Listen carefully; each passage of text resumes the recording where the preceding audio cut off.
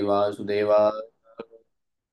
ओम नमो भगवते वासुदेवाय।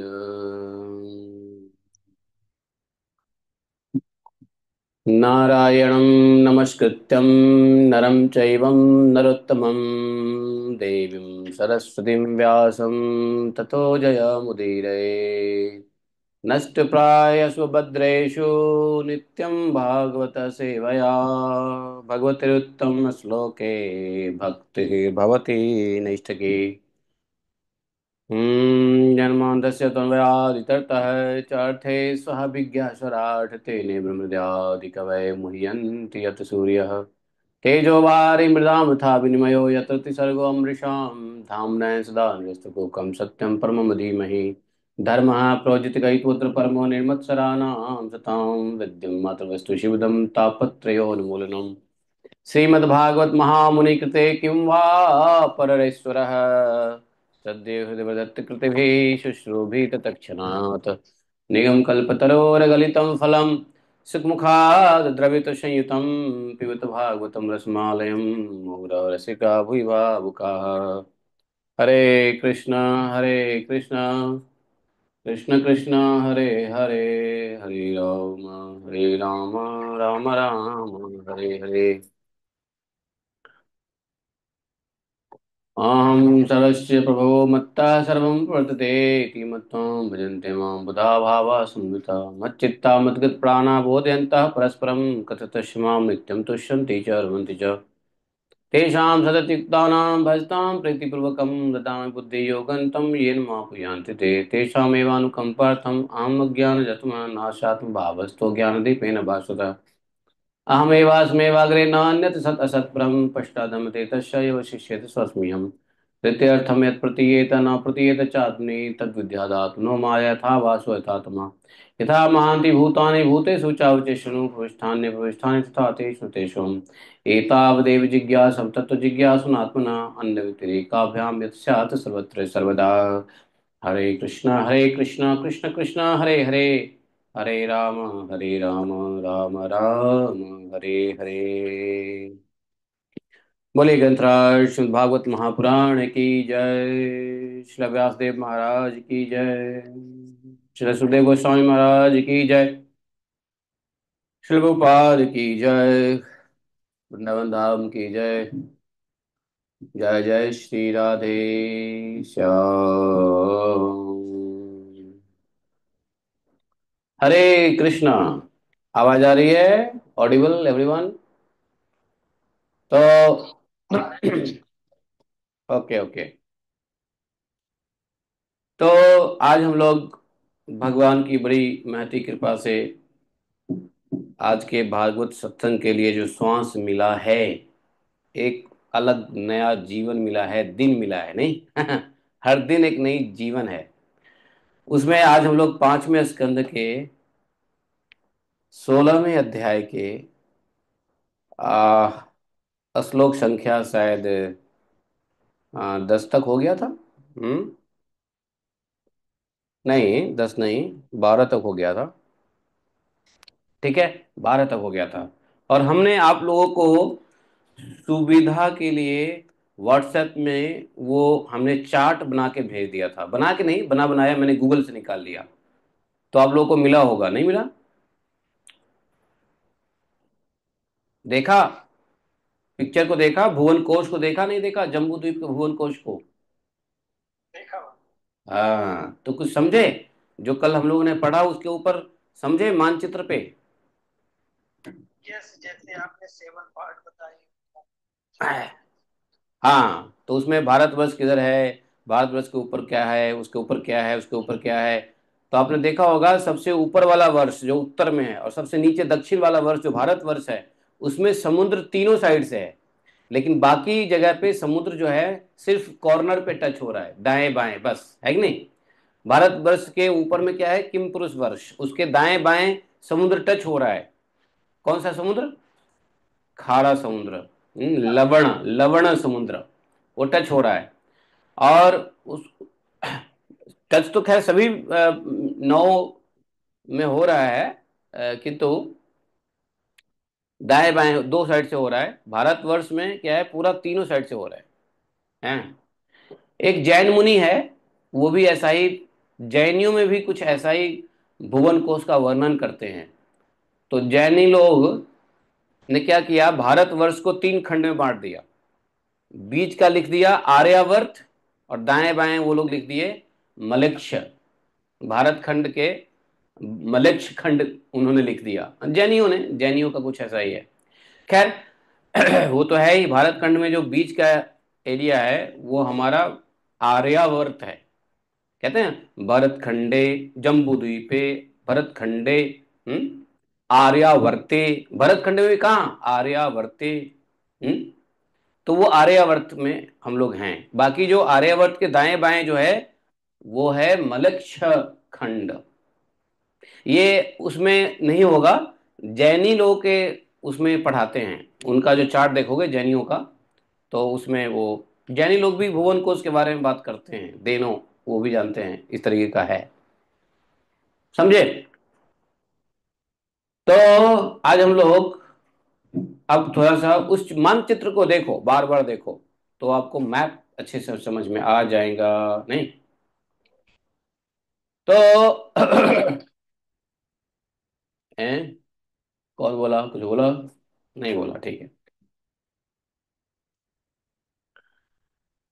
तो आगे कहते हैं 13वें श्लोक में, उपह अस्पर्शिन उपदेव गणा योगैश्वर्याणि स्वाभाविकानि भरतवर्षवधारयन्ति देवोद्यानानि च भवन्ति चत्वारि नन्दनं चैत्ररथं वैभ्रजकं सर्वतो भद्रमीति।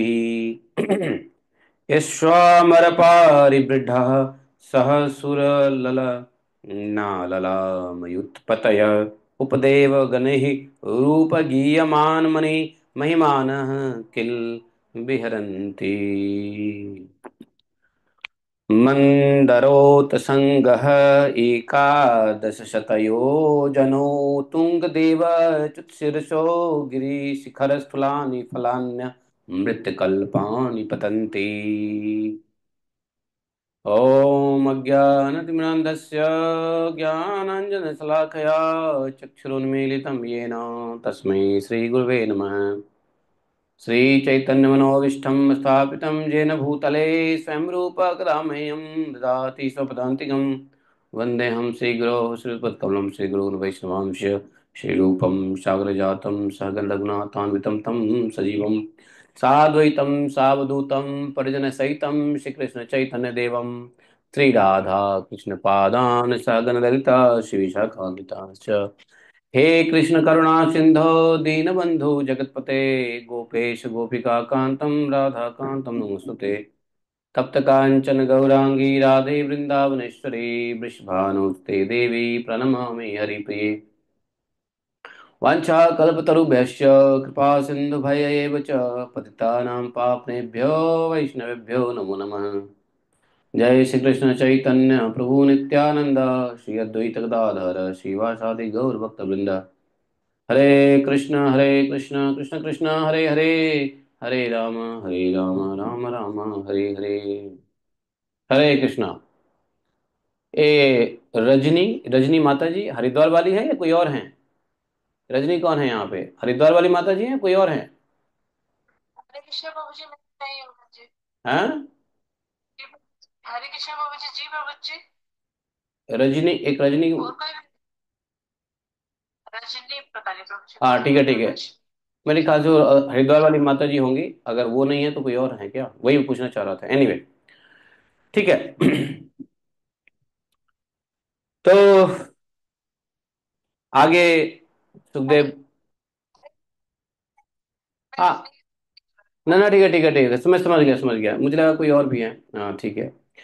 तो धन्यवाद धन्यवाद, स्वागतम। तो सुखदेव गोस्वामी ने आगे परीक्षित महाराज को बताया, और हम लोगों ने कल समझा कि परीक्षित महाराज ने क्यों ये भुवन कोश के बारे में पूछ रहे हैं। सात द्वीप, भारतवर्ष, ये वर्ष वो वर्ष, सुमेरु पर्वत, हम्म। तो कल आप लोगों ने फोटो में देखा होगा ना, सुमेरु पर्वत के ऊपर चार वहां से नदियां निकलती हैं, चार नदियां। नीचे की ओर आती है अलकनंदा, दाएं को जाती है, दक्षिण को जाती है कौन, सीता। दक्षिण नहीं, पूरब से को जाती है सीता। और लेफ्ट साइड पे कौन सी नदी है वो, और उत्तर में एक जाती है नदियां। तो वो भी देखा देखा होगा आपने, उसका वर्णन आज हम लोग सुनेंगे। तो परीक्षित महाराज ने प्रश्न जो पूछा था, वो भगवान के श्री विग्रह से जोड़ के पूछा था कि ये जो स्थूल भगवान का जो पूरा जो संसार है, विराट पुरुष का स्थूल शरीर है, इसलिए हम इसको जानेंगे तो हमारा मन भगवान के सूक्ष्म रूप में लगेगा। इसलिए परीक्षित महाराज ने ऐसा प्रश्न किया था।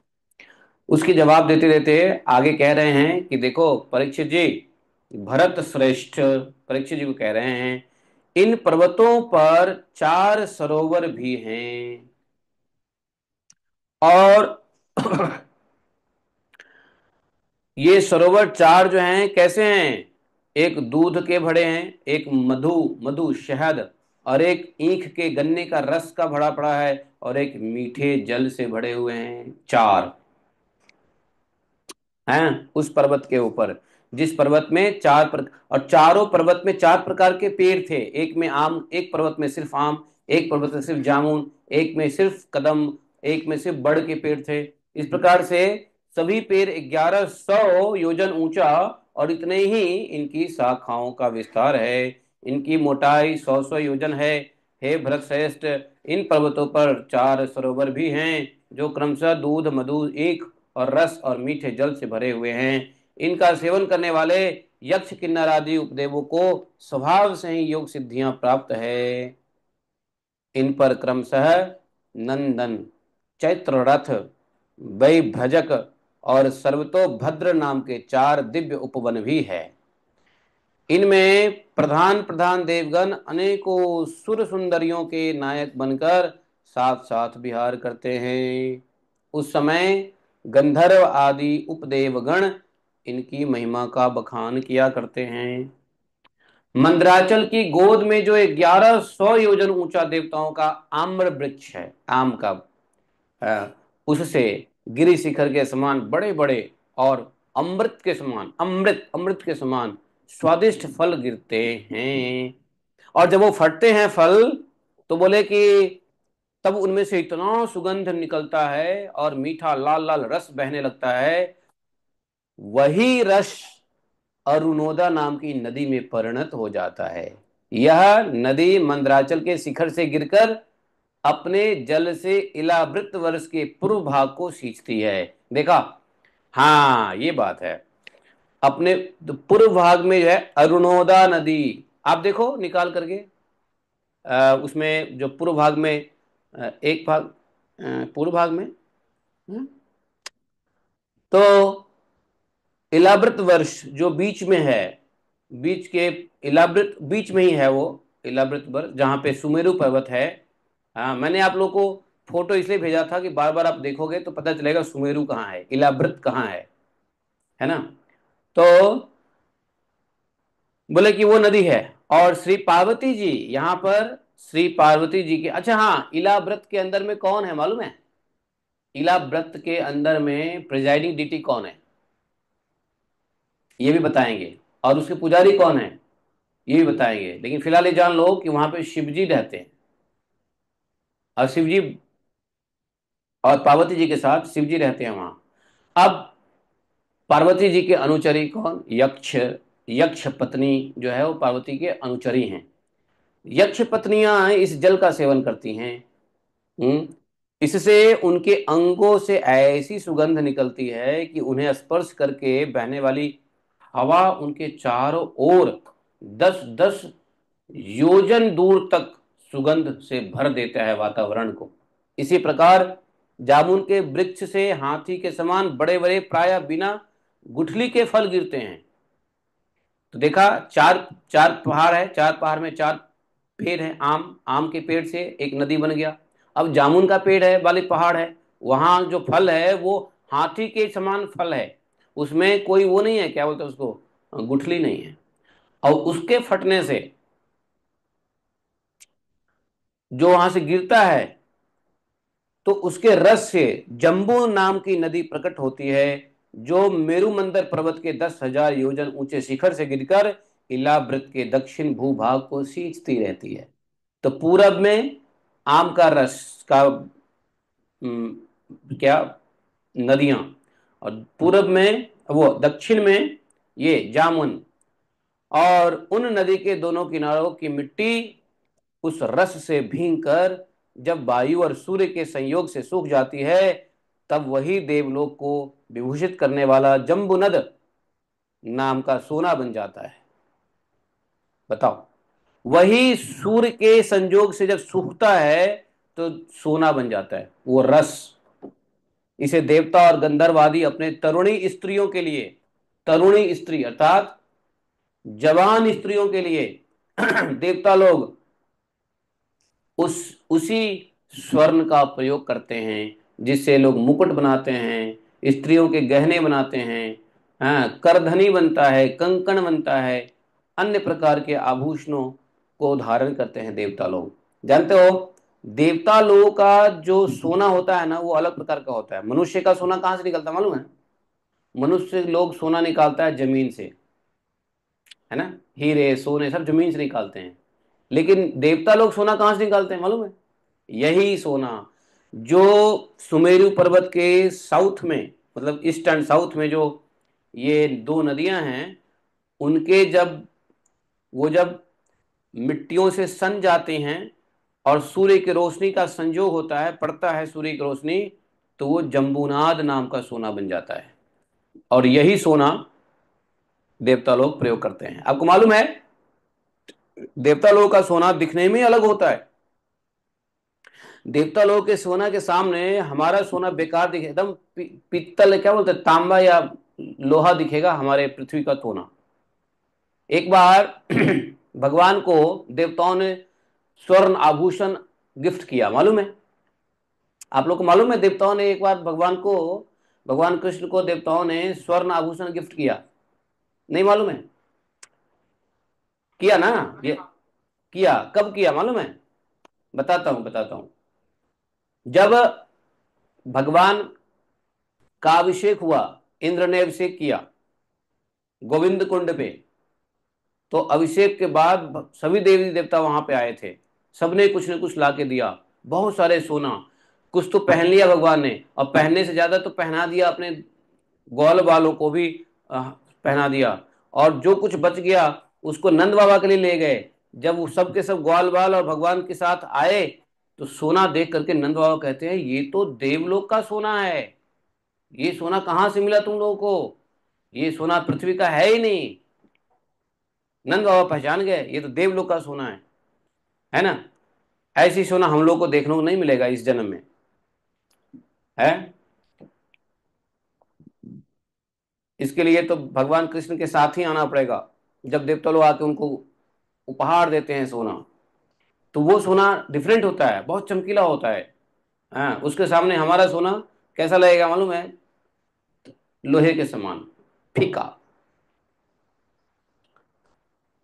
तो वो सोना जो है, यही सोना है, जम्बूनद नाम का सोना बन जाता है, जम्बूनद।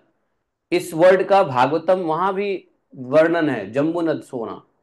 और ये देवता लोग अपनी स्त्रियों के लिए और खुद के लिए ले जाते हैं। सुपार्श, सुपार्श पर्वत अब तीसरा पर्वत है। तो तीसरा पर्वत सुपार्श है, जिसके ऊपर कौन सा पेड़ है? कदम्ब का पेड़ है। और उसके 5 कोटरों से मधु की 5 धाराएं निकलती हैं।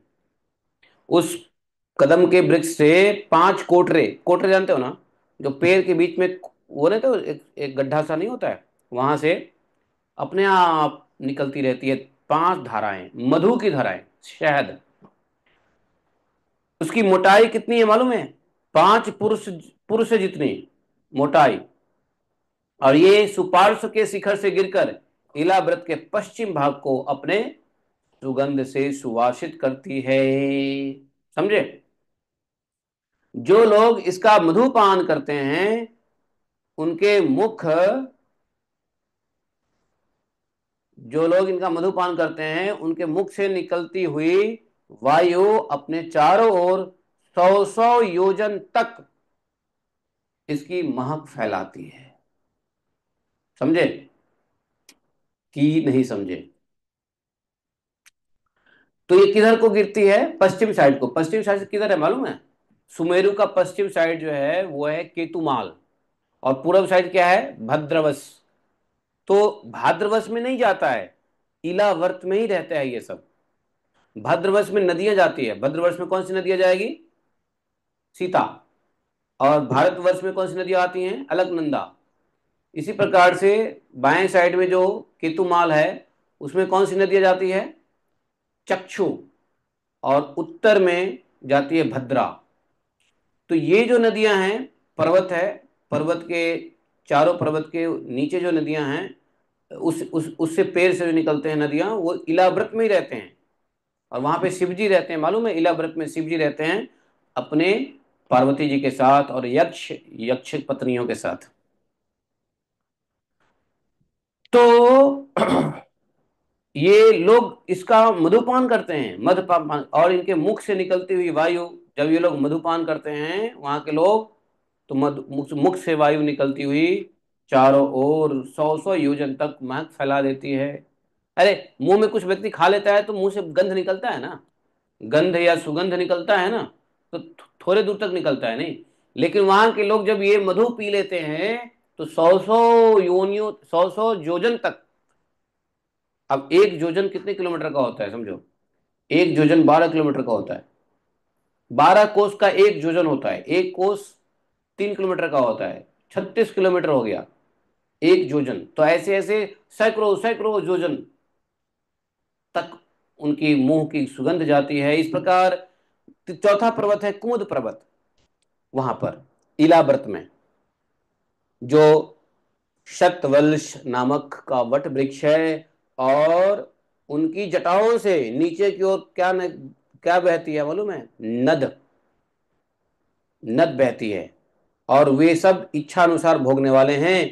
उस नद से क्या निकलता है मालूम है? दूध, दही, मधु, घृत, गुड़, अन्न, अस्त्र, शय्या, आसन, सभी प्रकार के पदार्थ वहां से मिलते हैं। इसलिए इसको वट वृक्ष कहते हैं। वट वृक्ष जानते हो?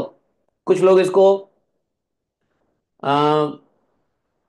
क्या बोलते हैं, वट वृक्ष को लोग आकांक्षा वृक्ष या कौन सा वृक्ष कहते हैं? वो वृक्ष भी कहते हैं, मतलब जो कुछ भी आप चाहोगे उसके नीचे प्राप्त हो सकता है, वट वृक्ष को कहते हैं।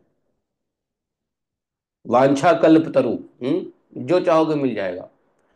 तो उसके नीचे, उससे लोग दूध, दही, शहद, घृत, गुड़, अन्न, वस्त्र, सब कुछ, आसन, आभूषण, सब कुछ वहां मिल सकते हैं। सभी पदार्थ ये सब कुमुद के शिखर से गिरकर इलाव्रत के उत्तरी भाग को सींचते हैं। इलाव्रत के उत्तरी भाग, समझे? इलाव्रत के उत्तरी भाग में क्या है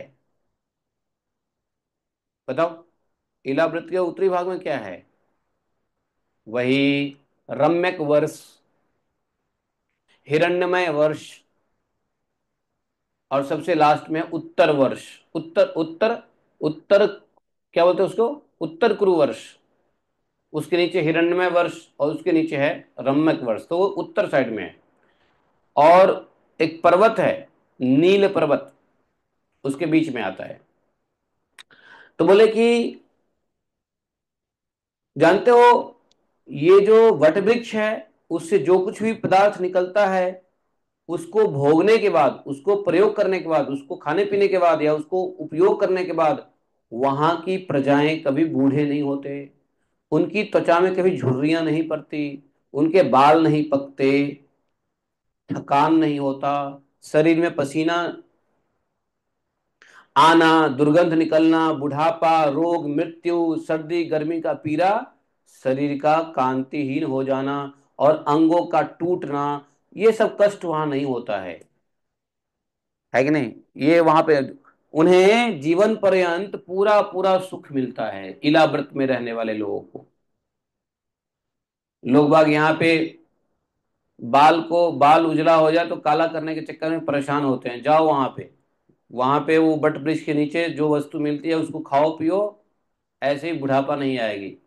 एंटी एजिंग क्रीम लगाते हैं लोग, नहीं, एंटी एजिंग लोशन, क्रीम, बाल को रंगते हैं ब्लैक करने के लिए, झुर्रियां पड़ जाती है तो तो क्या कराते हैं, प्लास्टिक सर्जरी है। तो ये सब वहां नहीं है, वहां आदमी तरोताजा रहता है। समझे? बोले कि देखो राजन, परीक्षित जी को बोले, कुर कुकुर कुसुम्भैक अंग त्रिकुट शिखर पतंग रुचक निषद श्रीनिवास कपिल शंख वैदूर्य जारुधि हंस सभगनाग कालंजरा नारदादयो विंशति गिरयो मो मेरो कर्णिकाया इव केसर भूता मूल देशे परित उपक्लिप्ता। बोला कि देखो, कमल की कर्णिका के चारों ओर से जैसे केसर होता है, उसी प्रकार मेरु के मूल देश में उनके चारों ओर कुरंग, कुरर, कुसुम्ब, वैकंक, त्रिकुट, शिखर, पतंग, रुचक, निषद, श्रीनिवास, कपिल, शंख, वैदूर्य, जारुद, हंस, ऋषभ, नाग, कालंजर और नारद आदि 20 पर्वत और भी हैं। ये पर्वतों के नाम हैं। कालंजर पर्वत, नारद पर्वत, नाग पर्वत, ऋषभ पर्वत, हंस पर्वत। इसके अलावे मेरु के पूर्व की ओर जठर और देवकूट नाम के दो पर्वत हैं। मेरु के पूर्व की ओर जठर और देवकूट नाम के दो पर्वत है, जो जिसकी लंबाई बताया 18-18 योजन, 18-18 हजार योजन लंबे हैं, तथा 2-2 हजार योजन चौड़े और ऊंचे हैं। इसी प्रकार पश्चिम की ओर पवन और परियात्र, दक्षिण की ओर कैलाश और करवीर, तथा उत्तर की ओर त्रिशृंग और मकर नाम के पर्वत हैं। इन 8 पहाड़ों के से चारों ओर घिरा हुआ सुवर्णगिरी मेरु अग्नि के समान जगमगाता रहता है। चारों ओर से ये पर्वत है, और बीच में क्या है? मेरु।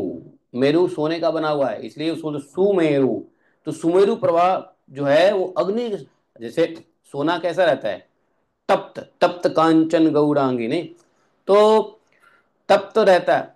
तो जैसे सूर्य की लालिमा होती है ना, वैसी लालिमा लिए सुमेरु पर्वत बीच में, बीचों बीच में रहता है, जगमगाता रहता है, अग्नि के समान लाल, तप्त। कहते हैं, सुखदेव जी कह रहे हैं, कहते हैं मेरु के शिखर पर बीचों बीच, जानते हो, मेरु का सबसे ऊपर जो जगह है, उसका बीचों बीच में ब्रह्मा जी की नगरी है, ब्रह्म नगरी। मेरु के ठीक ऊपर में बीचों बीच में ब्रह्मा जी की नगरी है।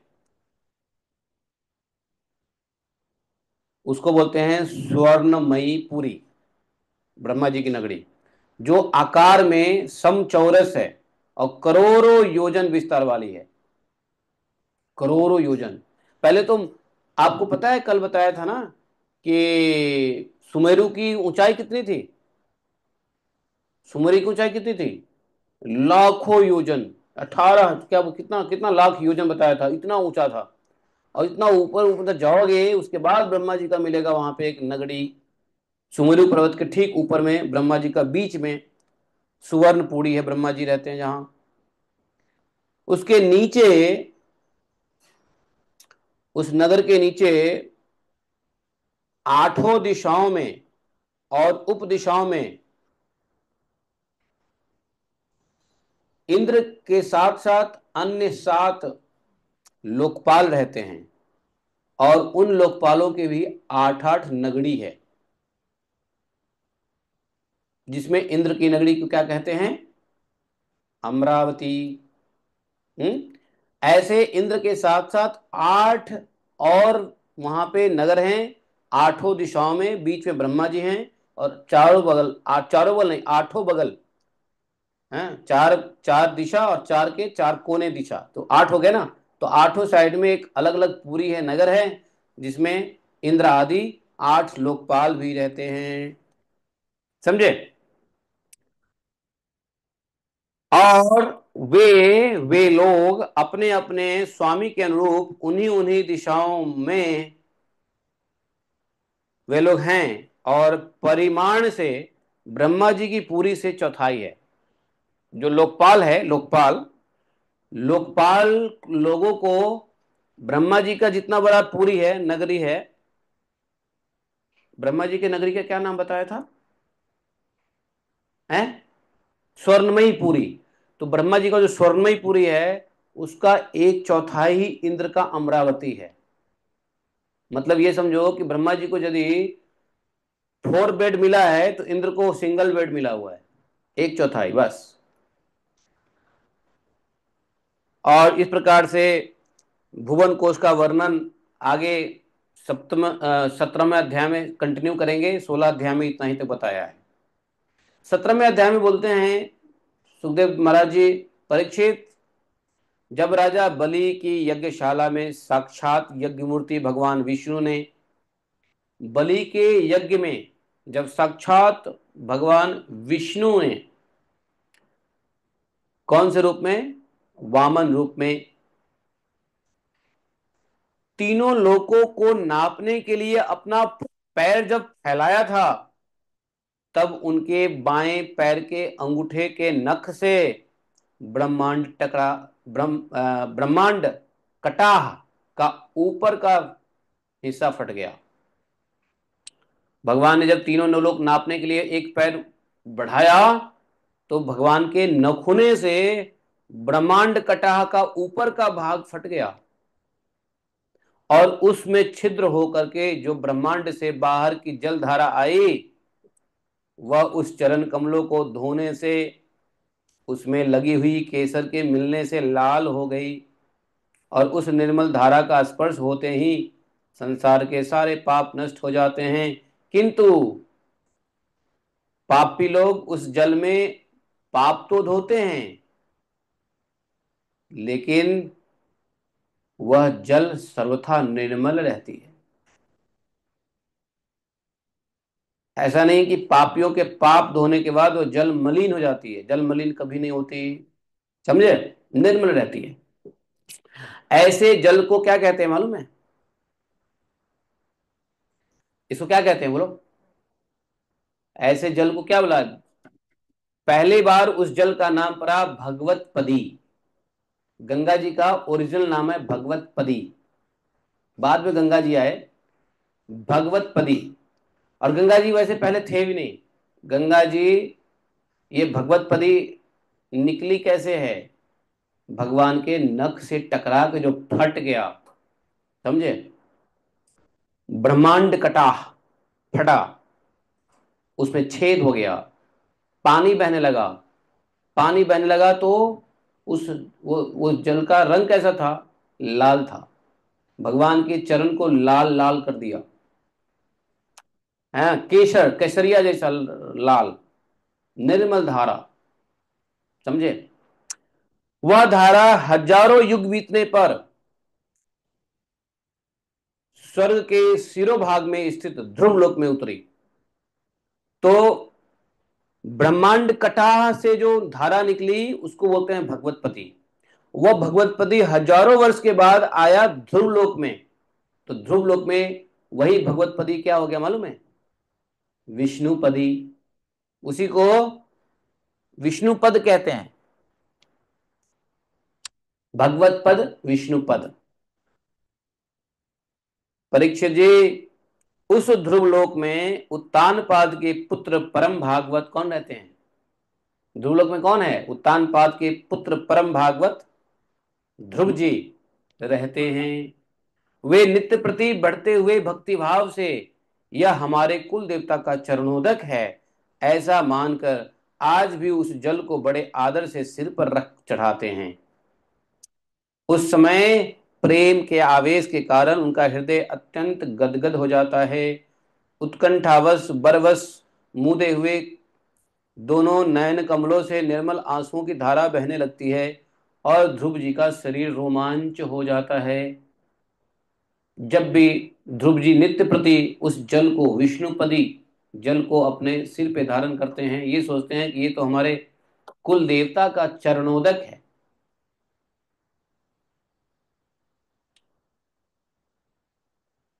तो बोले कि इसके बाद आत्मनिष्ठ सप्तर्षि गण, कौन?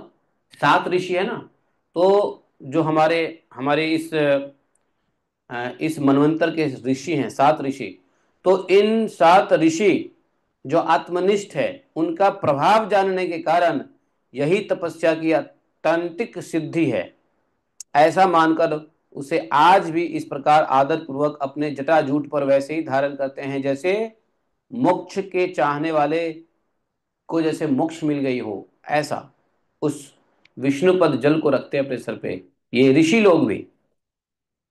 यूं ये बड़े ही निष्काम हैं, वैसे तो ऋषि लोग बड़े निष्काम हैं, 7 ऋषि सप्तर्षि बड़े निष्काम हैं। भगवान वासुदेव की निश्चल भक्ति को ही अपना परम धन मानकर इन्होंने अन्य सभी कामनाओं को त्याग दिया हुआ है ऋषियों ने। जहां तक यहां तक कि आत्मज्ञान को भी ये उनके सामने कोई चीज नहीं समझते। वहां से गंगा जी करोड़ों विमानों से घिरी हुई आकाश में होकर उतरती है। आकाश में करोड़ों करोड़ों ऐसी जगह है जहां से गंगा जी बहते हुए नीचे उतरती है, और कहाँ गिरती है मालूम है? चंद्रमंडल को आब्लापित करती हुई मेरु के शिखर पर ब्रह्मपुरी में गिरती है, ब्रह्मपुरी में। समझ गए? भगवान का जो पैर था ना, जब बलि महाराज को 3 पग मांगा दे दिया, तो तीसरा पैर जो भगवान बढ़ाए, तो भगवान का वो पैर कहां तक गया मालूम है? ये ब्रह्मलोक से भी बहुत ऊपर, बहुत ऊपर, इतना ऊपर सोच नहीं सकते हो। जहां पे ब्रह्मांड का एंड होता है, इस ब्रह्मांड का एंड होता है, वहां तक गया। इसको बोले ब्रह्मांड कटाह। क्या बोला इसको? ब्रह्मांड कटाह। देखो लिखा हुआ है, वाम पदांगुष्ठन नख भी भिन्नो ध्रुवा ब्रह्मांड कटाह विवरेणांत प्रविष्ट। ब्रह्मांड के एंड में ब्रह्मांड कटाह बोलते हैं इसको। आप लोग क्या बोलेंगे? परिधि, या उसको बोलेंगे बॉर्डर है। तो ब्रह्मांड के बॉर्डर पे जाकर के भगवान का नख टच हुआ, फट गया, वहां से जल निकला। जल निकल के कहा गया? तो वहां पे जल निकला तो वो हुआ कौन सी पदी? भगवत पदी। वहां से आए ध्रुव लोक। ध्रुव लोक जानते हो? ध्रुव लोक ब्रह्मांड ब्रह्मलोक से भी ऊपर है ध्रुव लोक। ध्रुव जी को ब्रह्म पद वो पद दिया, ध्रुव पद दिया। ब्रह्मा लोक, ब्रह्मा जी से भी ऊपर पद है वो, ध्रुवलोक। ध्रुवलोक में आए। ध्रुवलोक से नीचे कई कई कई कई कई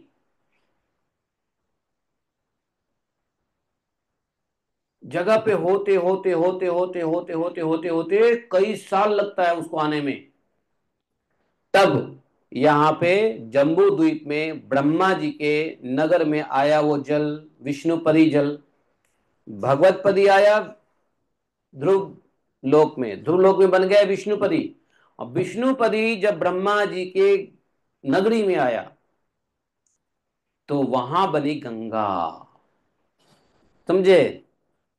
तो गंगा का नाम एक नहीं है, बहुत है। शुरुआत में भगवतपदी, विष्णुपदी, फिर गंगा।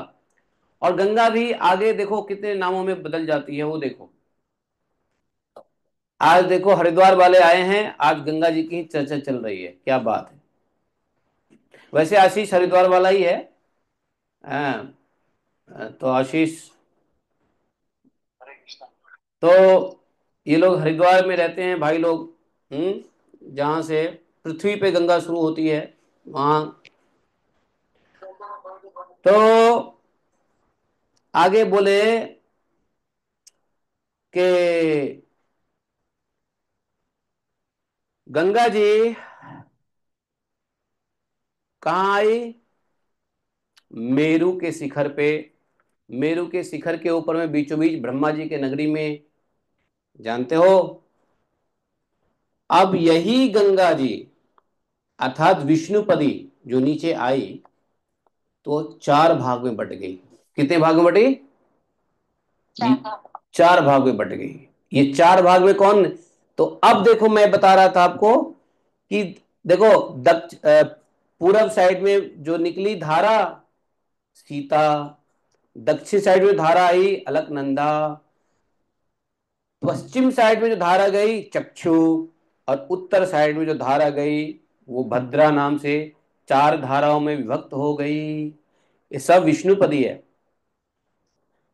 अलकनंदा, सीता, अलकनंदा, चक्षु, भद्रा, ये चार धाराओं में विभक्त हो गई। कौन? विष्णुपदी, गंगा। समझे? तो मेरू पर्वत के ऊपर का, आपको, आप लोगों को मेरू पर्वत दिखाऊं क्या? चलो मैं दिखा दूंगा, आपको फोटो भेज दूंगा, मेरू पर्वत के ऊपर दिखा दूंगा। ठीक है, सीधा मेरू पर्वत के ऊपर ले जाके, जहाँ ब्रह्मा लोक है, ब्रह्मा जी का नगर है, वहां आपको दिखा दूंगा। वहां से चार नाले निकलते हैं, आपको नाला टाइप का दिखेगा लेकिन वो नदी है। ठीक है। तो हमारे भारत में, अर्थात हमारे जो भारतवर्ष है, इस भारतवर्ष में जितनी भी नदियां हैं वो सब किसका जल है बताओ? सब के सब ये अलकनंदा का ही जल है। चाहे नाम कुछ भी ले लो, नाम ले लो, सरयू नदी, तापी नदी, बापी नदी, चाहे चंद्रभागा नदी, कोई भी नदी का नाम लो, लेकिन जल किसका है? भागीरथी का ही है। और भागीरथी कौन है? विष्णुपदी है। इसलिए भारत के सभी नदियां पूज्य हैं। गंगा तो गंगा है, लेकिन बाकी सभी नदियां उसी की शाखा प्रशाखाएं, ब्रह्मपुत्री से लेकर के कोई भी नदी ले लो। अब कहोगे चाइना की नदी अलग है, लंदन की नदी अलग है, नहीं, दुनिया में, इस भारतवर्ष में, चाहे वो मलक्ष खंड हो या आर्यावर्त खंड हो, सभी नदियां का जल जो है वो यही है। और कुछ तो नदियां हैं ही नहीं, कुछ तो जस्ट ऐसे ही पहाड़ों से, पेड़ के जड़ से निकल गए, पहाड़ फोड़ के पानी निकल गए, तो वो तो स्रोत जल है। जो नदी है वास्तव में भारतवर्ष में, वो सब अलकनंदा के ही जल हैं, जो विष्णुपदी ब्रह्मलोक पे आए और चार भाग में बट गए। अब देखो, इसमें जो पूर्व दिशा की ओर जाती है उसका नाम सीता है।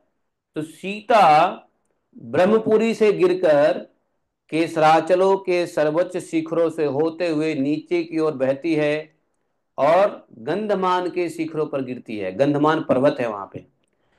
ये जो इलाव्रत है ना, इलाव्रत के पूर्व साइड में गंधमान पर्वत है। और उस गंधमान पर्वत के उस साइड में कौन सा वर्ष है? भाद्रश्व वर्ष। देख लो मैप में, भाद्रश्व वर्ष है कि नहीं है? तो भाद्रश्व वर्ष में इसलिए मैं कल आपको ये फोटो, आज की बजाय ये फोटो मैं कल ही भेज दिया था, क्योंकि मुझे मालूम था ये चैप्टर आज आने वाला है, तो मैंने कल फोटो भेज दिया था। आप भाद्रश्व वर्ष में देखो, सीता नाम की नदी निकल रही है कि नहीं निकल रही है? हैं? किसी ने नहीं देखा?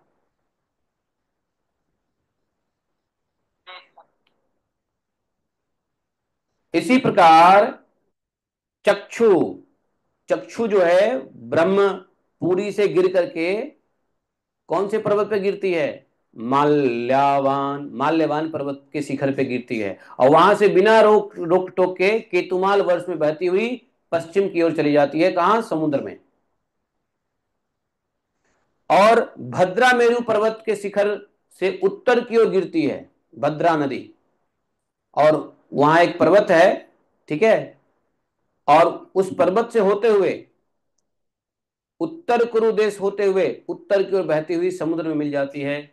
और बचा क्या दक्षिण में? दक्षिण में अलकनंदा नदी ब्रह्मपुरी से दक्षिण की ओर गिरते हैं, और कई पर्वत को लांघते हुए हेमकूट पर्वत पे पहुंचती है, और वहां से बहुत तीव्र वेग से हिमालय के शिखरों को चीरती हुई भारतवर्ष में आती है, और फिर दक्षिण की ओर समुद्र में मिल जाती है। बोले कि इसमें स्नान करने के लिए आने वाले पुरुषों को पद पद पर अश्वमेध और राजसूय आदि यज्ञों का फल भी दुर्लभ नहीं है, सुलभ है। बोलते हैं कि इस नदियों में स्नान करने के लिए जाने वाला व्यक्ति एक एक पद पद पे अश्वमेध यज्ञ का फल मिलता है। इसलिए जाओ हरिद्वार और नहा के आओ। हरिद्वार ही क्यों, नदी, गंगा जी तो जहां जहां जा सकते, मायापुर भी जा सकते हैं। काशी बनारस में भी है ना। तो लेकिन हरिद्वार जाओगे तो थोड़ी सी ठंडक मिलेगी, गर्मी में थोड़ा राहत मिलेगा। वैसे हरिद्वार में तो गर्मी से राहत नहीं मिलती है, राहत तो मिलेगी थोड़ा ऊपर जाओगे तो, हरिद्वार से 100 किलोमीटर ऊपर जाओगे तो राहत मिलेगी। लेकिन फिर भी ग्रीनरी है, हरियाली तो है ही। तो यहाँ पर बोले कि ये ये नदियां भारत, तो आप लोग समझ गए। ये जो भगवान वामन देव के छोटे छोटे पैर नहीं, भगवान वामन देव के बड़े बड़े पैर हो गए, जो बलि ने सोचा भी नहीं था।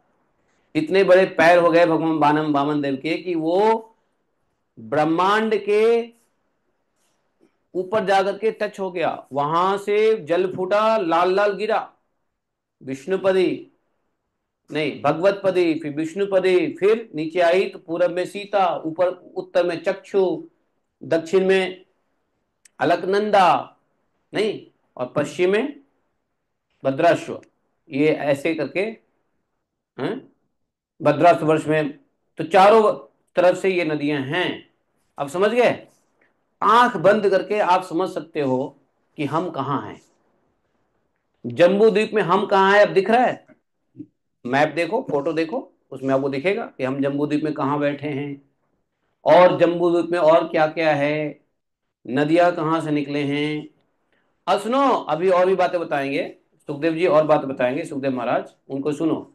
अभी बताएंगे कि अन्य अन्य वर्षों में कौन कौन से लोग रहते हैं, वहां भगवान किस रूप में रहते हैं, और कौन उस वर्ष में भगवान की पूजा करता है, ये भी बताएंगे। है कि नहीं। जैसे भारतवर्ष में भगवान का कौन सा विग्रह है, भारतवर्ष में भगवान का कौन सा विग्रह है मालूम है। नर नारायण। और पुजारी कौन है, नारद जी।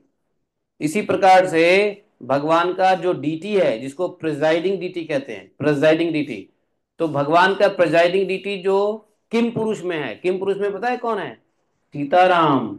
और वहां के पुजारी कौन है, हनुमान, सुग्रीव। ऐसे सभी वर्षों में भगवान के एक प्रिजाइडिंग डीटी है, जिसके पूजा में कुछ खास खास लोग लगे रहते हैं। समझे। तो हम लोग अभी अभी जानेंगे बहुत बढ़िया से, अभी धीरे धीरे समझो, अभी एक आवे मत जाओ आगे, धीरे धीरे समझो, धीरे धीरे। अब क्या हुआ मालूम है। देखो भागवतम से ये सब पता चलेगा कि कहाँ पे क्या है और हम कहाँ पर है। हम्म। अब क्या हुआ, दक्षिण की ओर समुद्र में मिल ली, कौन, गंगा जी, भागीरथी।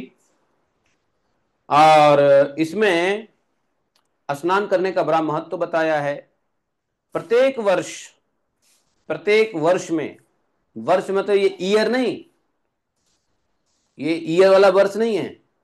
भारतवर्ष, इला वर्ष, लीला वर्ष, ये किम, यस किम पुरुष वर्ष, भाद्रश वर्ष, ये वर्ष है।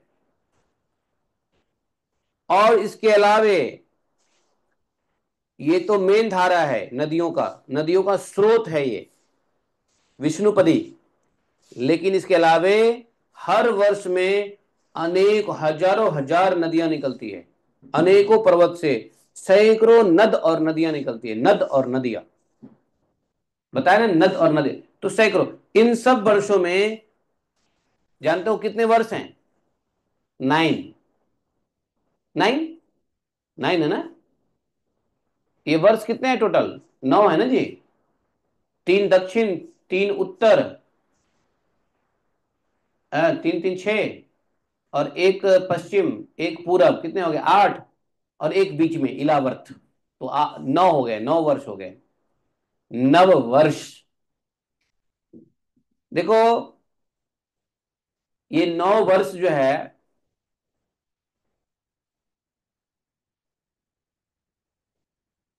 इन 9 वर्षों में कर्म भूमि सिर्फ भारतवर्ष है। इस भारतवर्ष के अलावा बाकी के वर्ष कर्म भूमि नहीं है, वो भोग भूमि है। समझे। वहां लोगों को कर्म नहीं करना होता है, कर्म के फल भोगने के लिए अन्य अन्य वर्ष में जाते हैं, लेकिन कर्म करना हुए तो भारतवर्ष में आना पड़ता है। सुनो, इसके बारे में थोड़ा सुन लो। देखो, बाकी के 8 वर्ष है, भारतवर्ष को छोड़ के बाकी के जो 8 वर्ष है, वो स्वर्गवासी पुरुषों के स्वर्ग भोग से बचे हुए पुण्य को भोगने का स्थान है। जैसे जो लोग स्वर्ग जाते हैं, और स्वर्ग में जानते हो, स्वर्ग में जाने के बाद भी कुछ पुण्य बच जाते हैं। मोटा मोटा पुण्य तो स्वर्ग में भोग लेते हैं, लेकिन कुछ छोटे मोटे पुण्य रह जाते हैं। जैसे हम लोग अगर जूस पीते हैं, तो जूस पीने के बाद ग्लास रखते हैं, तो ग्लास में थोड़ा सा 2-3 बूंद रह जाता है कि नहीं रह जाता है? अरे रहता है ना। आप कितना भी पियोगे तो थोड़ा सा रह जाएगा ना, दूध पीते हो तो थोड़ा दूध रह जाता है। जूस जूस पियोगे जूस रह जाएगा ग्लास में, है? नहीं रहता है। हाँ, अगर ग्लास को मुंह पे टिकाए रखो ऐसे 1 घंटे तक, तो शायद उसका एक एक बूंद चला जाएगा, लेकिन फटाफट पी के छोड़ोगे, थोड़ा सा बच जाता है। तो बोले कि जो लोग स्वर्ग को भोगने जाते हैं, तो स्वर्ग को भोगने के बाद क्या होता है, थोड़े से पुण्य रह जाते हैं। उस पुण्य को भोगने के लिए, बचे हुए पुण्य को भोगने के लिए, ये लोग बाकी के 8 वर्ष में लोग रहते हैं।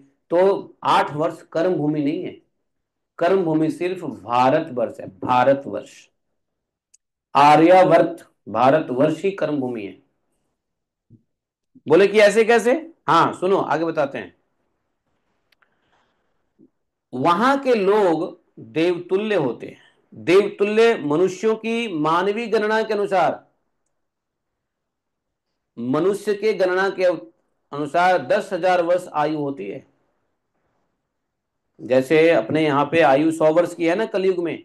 अगर कलयुग नहीं तो मान लो, अगर सतयुग भी ले लो, सतयुग में भी मनुष्य की आयु कितनी है? 1,000 वर्ष। 1 लाख वर्ष। हम्म सतयुग में कितनी है आयु मनुष्य की? 1 लाख। हाँ, लेकिन वहां पर सबकी आयु 10-10 हजार वर्ष की होती है, मानवीय गणना से, हमारी आयु के मुताबिक। और 10 वर्ष तक वो वहां पे भोग भोगते हैं, स्वर्ग के बचे हुए जो पुण्य हैं वो भोगते हैं। उनके शरीर हम जैसे कमजोर नहीं होते हैं, 10,000 हाथियों का बल होता है। उनका शरीर वज्र की तरह होता है, शक्ति, यौवन, उल्लास, उनके कारण उन्हें बहुत समय तक मैथुन आदि विषय को भोगते रहते हैं। अंत में जब भोग समाप्त होने पर, जब उनकी आयु केवल 1 वर्ष रह जाती है, तब उनकी स्त्रियां गर्भ धारण करती हैं। और इस प्रकार वहां सर्वदा त्रेता युग के समान समय बना रहता है। त्रेता युग की आयु कितनी है? 10,000। तो बाकी के 8 वर्ष की आयु कितनी है? 10,000। तो इसलिए 10,000 वर्ष की आयु होता है, तो त्रेता जैसा माहौल रहता है, त्रेता। तो ये लोग क्या करते हैं मालूम है? इन लोग का शरीर बहुत अच्छा होता है, स्ट्रांग होता है। ये 10,000 वर्ष की आयु भोगते हैं, और भोगने से इनका सर थक। अरे हम लोग अगर मान लो कुछ अच्छी चीजें खा लेंगे ना, तो हमको बीमारी हो जाएगा। जैसे कोई चीनी अच्छा लगता है, चीनी खा ले, मिठाई खा ले ज्यादा, तो बीमारी हो जाएगा। नहीं, डॉक्टर मना कर देगा। लेकिन जो 9 वर्ष है, 9 में जो 8 वर्ष है भारतवर्ष को छोड़ के, वहां पे लोगों का शरीर इतना मजबूत होता है, वज्र की तरह होता है, हाथी के बल जैसा होता है, 10,000 हाथियों का बल होता है। तो वो लोग कितना भी खा लें, 10,000 वर्ष तक भोग करते रहते हैं, उनका शरीर खराब नहीं होता है, बीमार नहीं होते हैं वो लोग। लेकिन होता क्या है कि जब वो 10,000 वर्ष आयु पूरा कर लेंगे, तो जब 1 वर्ष बचा रहेगा, अर्थात 9,999 वर्ष की आयु पूरा कर लेते हैं, 1 वर्ष जब बचता है, तब वो तब क्या करते हैं, बच्चा पैदा करते हैं। समझो, मतलब 9,999 पत्नी के साथ भोग करते हैं, और अंतिम वर्ष में वो बच्चा पैदा करते हैं। कहते हैं कि इस प्रकार से ये जो त्रेता युग है, त्रेता युग की तरह समय वहां बना रहता है। अब मान लो जो बच्चा गर्भ में आ गया अंतिम साल में, अब वो 10,000 वर्ष तक राज करेगा। 10,000 वर्ष तक मतलब जीवन जिएगा। फिर वो अपने अंतिम 1 वर्ष में बच्चा पैदा करेगा। तो ऐसे चलता रहता है वहां का काम। समझे? वहां पर ऐसे ऐसे आश्रम हैं, भवन है, और वर्ष पर्वतों की चोटियां हैं, घाटियां हैं, सुंदर सुंदर वन है, उपवन है, सभी ऋतुओं के फलों की गुच्छे हैं, फल है, और नूतन पल्लवों की शोभा के भार से झुके हुए हैं, डालियां लताओं के बालों वृक्षों से सुशोभित है। वहां वहां का जल बहुत निर्मल है। ऐसे जलाशय भी हैं जिनमें तरह तरह के नूतन कमल खिलते रहते हैं, ऐसे ऐसे जलाशय हैं।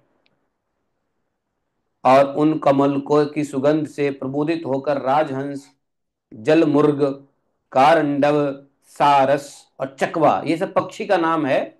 ये सभी पक्षी उन जल को देख करके तरह तरह की बोलियां बोलते हैं। विभिन्न जाति के मतवाले भौरे मधुर मधुर गुंजार करते रहते हैं।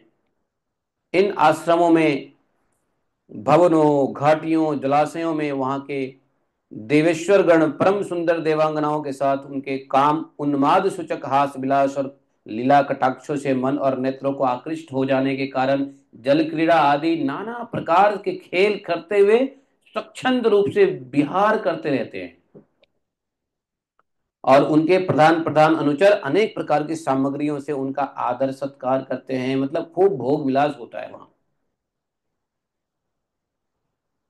आप नहीं जा सकते हो वहां पे।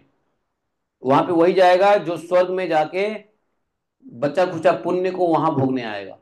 भाई, ग्लास में जूस बच गया तो ग्लास को साफ करना पड़ेगा ना। है?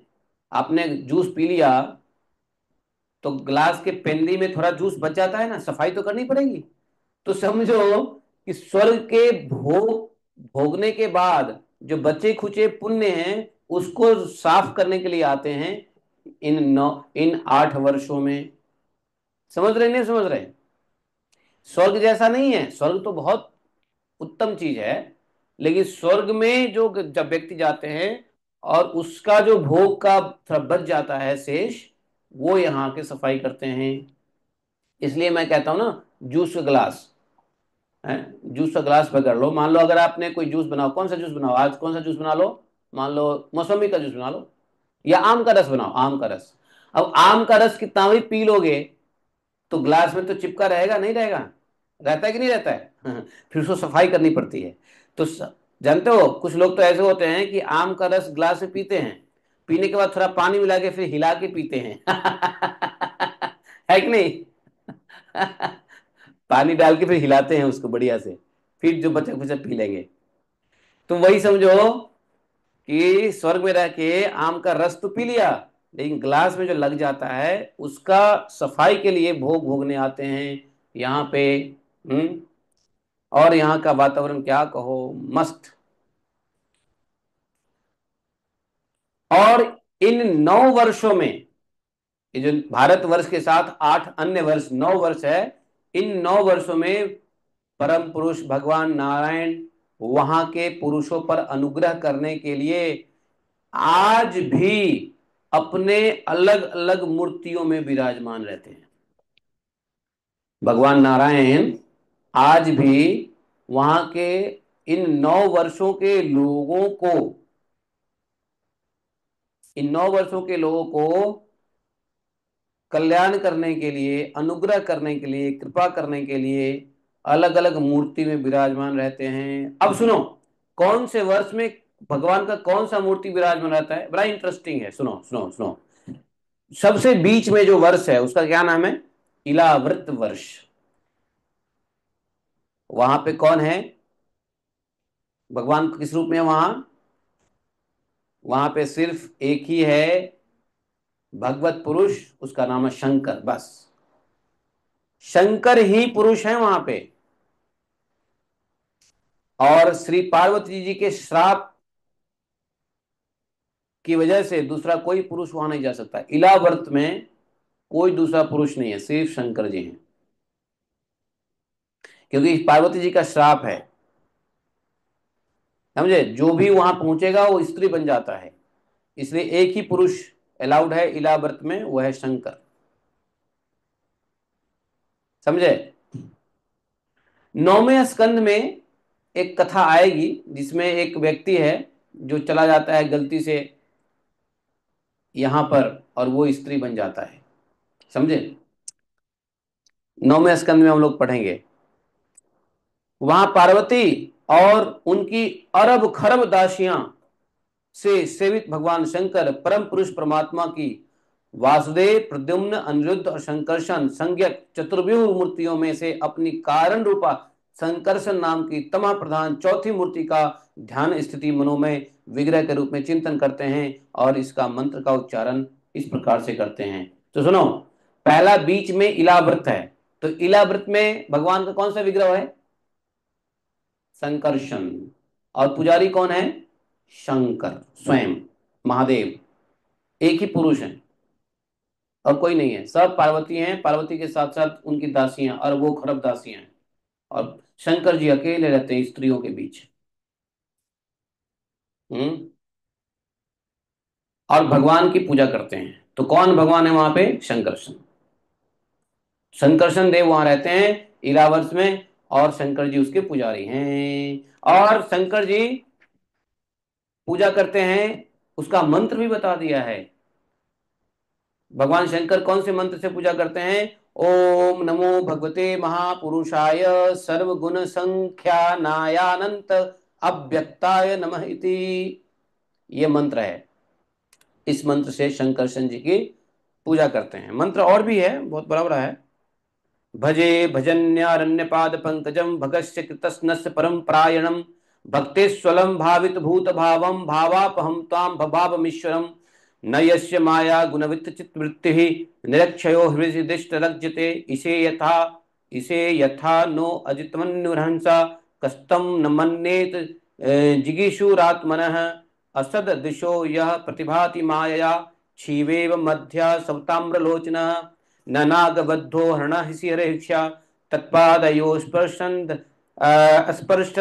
दह शितेन्द्रियाः यमाहुरस्य स्थितिजन्म संयमं त्रिभिः विहीनं यमनन्तमृषयः न वेद सिद्धार्थमिव क्वचित् श्रुतं स्थितं भूमण्डलं मूर्धसहस्रधामसु यस्याद्य आसीत् गुणविग्रहो महान् विज्ञानघिष्णो भगवान् जनकिल यत् संभवो अहं त्रिवृता स्वतेजसा वैकारिकं तां समेन्द्रियं सृजम् एते वयं यस्य वशे महात्मनः स्थिता शकुन्ता इव सूत्रयन्त्रिताः महानहं वैकृतामसेन्द्रिया सृजामि सर्वे यदनुग्रहादिदं यन्न निर्मिता कर्ह्यपि कर्म परमवि मायां जनयोऽयं गुणसर्गमोहितः न वेद निस्तारण योग मंजसा तस्मै नमः विलयोदयात्मने। ये स्तुति मंत्र है शंकर जी का, जो भगवान शंकरशन को इसी स्तुति मंत्र से शिव जी इला व्रत में बैठे बैठे शंकरशन भगवान की पूजा पाठ करते हैं। ये मंत्र है, जो मंत्र मैंने अभी पढ़ा ना, यही मंत्र है। ठीक है। तो इस मंत्र को हिंदी में समझना है क्या, या मंत्र पढ़ लिया काम चल जाएगा? अगर हिंदी में समझना है तो समझ लो। भगवान शंकर कहते हैं भगवान शंकरशन देव से इला व्रत में कि ओम, जिनसे सभी गुणों की अभिव्यक्ति होती है, और उन अत्यंत और अव्यक्त मूर्ति ओंकार स्वरूप परम पुरुष श्री भगवान को नमस्कार है। हे मेरे भजनीय प्रभो, भजे भजन्यारण पाद पंकजम। हे मेरे भजनीय प्रभु, आपके चरण कमलों, आपके चरण कमल भक्तों का आश्रय देने वाला है, तथा आप स्वयं संपूर्ण ऐश्वर्यों के परम आश्रय है। भक्तों के सामने आप अपना भूत भावन स्वरूप पूर्णतया प्रकट कर देते हैं और उन्हें संसार बंधन से मुक्त कर देते हैं, किंतु अभक्तों को उस बंधन में डालते रहते हैं। आप ही सर्वेश्वर हैं, मैं आपका भजन करता हूँ। मैंने संस्कृत का हिंदी पढ़ रहा हूँ, ठीक है। जो संस्कृत में शिव जी स्तुति करते हैं उसका हिंदी में पढ़ रहा हूँ। आगे कहते हैं शिव जी, हे प्रभु, न यस्य माया गुंचित वृत्तिभिः निरीक्षतो ह्यवने दृष्ट रज्यते। ओ, हिंदी पढ़ना था ना। हाँ, हिंदी में कह रहे हैं, हे प्रभु, हम लोग क्रोध के आवेग को नहीं जीत सके तथा हमारी दृष्टि तत्काल पाप में लिप्त हो जाती है। परंतु आप तो संसार का नियमन करने के लिए निरंतर साक्षी रूप से उसके सारे व्यापारों को देखते रहते हैं। तथापि फिर भी हमारी तरफ आपकी दृष्टि पर उन माइक विषयों, माया के विषयों तथा चित्त की वृत्तियों का नाम मात्र भी प्रभाव नहीं पड़ता है। ऐसी स्थिति में अपने मन को वश में करने की इच्छा वाला कौन पुरुष है जो आपका आदर नहीं करेगा? कौन पुरुष है जो आपका भजन नहीं करेगा? कौन पुरुष है जो आपकी भक्ति नहीं करेगा? ये शिव जी कह रहे हैं।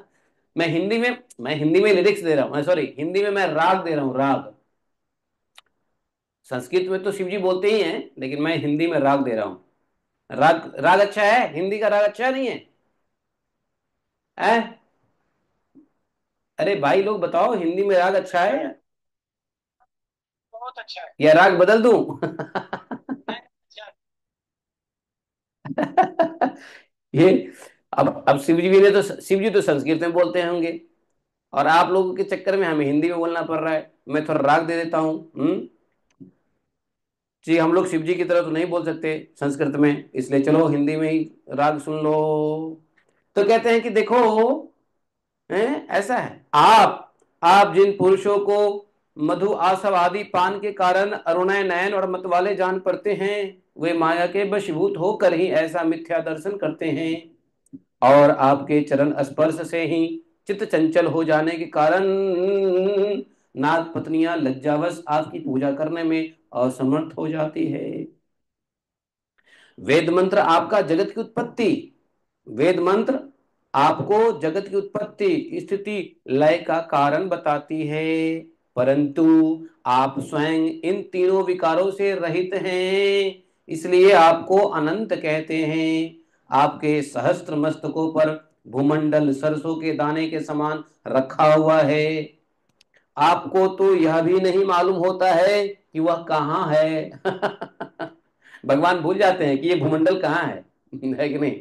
भगवान को जब कोई जाके कहता है ना, नारद जी जब जाके कहते हैं कि नारायण नारायण नारायण, भगवान आप जानते नहीं, आपके लोक में त्राही मच गया। भगवान कहते हैं, नारद कौन से लोक में त्राही मच गया? अरे हमारे तो हजार लोक है, सैकड़ों लोक है, और हमारे हमारे सिर के ऊपर सरसों के दाना की तरह है। हमें पता ही नहीं कहाँ पे हलचल हो रहा है, तुम बताओ कौन से लोक में हलचल हो गया? शांत हो, शांत हो भाई। तब नारद जी कहते हैं, प्रभु आप तो अंतर्यामी हैं, सब जानते हैं, फिर भी हमसे पूछते हैं नारायण नारायण नारायण। अरे भैया बताओगे कौन सी, मैं जानता सब ब्रह्मांड को हूं, लेकिन कौन सी ब्रह्मांड में क्या दिक्कत आ गई है ये बताओ। तो नारद जी कहते हैं, महाराज आपके हजार मुख हैं, उसके ऊपर हजार ब्रह्मांड हैं, एक सरसों की दाना की तरह है, आपको क्या पता चलेगा? लेकिन महाराज आपके 27वें मुख पे, उसमें जो सबसे छोटे वाले दाना है ना, उस ब्रह्मांड में बड़ा तहलका मच गया है। बोले अच्छा, क्या हो गया है? अरे वहां एक बड़ा असुर आ गया है महाराज, पृथ्वी को परेशान कर रहा है असुर।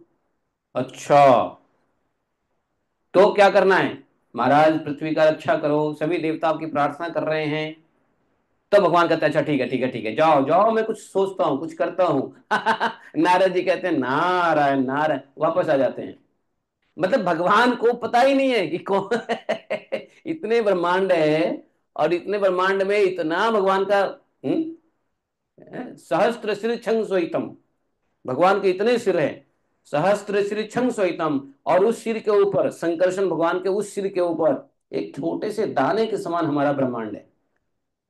वही वही देखो, अगर मैं शिव जी के इस प्रार्थना को बहुत डिटेल में बताऊंगा ना, तो 2 दिन जाएगा, इसलिए मैं ज्यादा डिटेल जानना नहीं चाहता।